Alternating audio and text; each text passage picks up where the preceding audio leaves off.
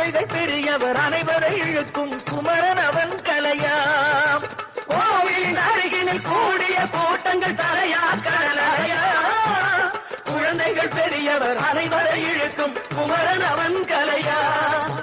திருச்செந்தூரின் கடலோரத்தில் செந்தில் நாதன் அரசாங்கம் தேடி தேடி வருவோர்க்கெல்லாம் தினமும் கூடும் தெய்வாம்சம்.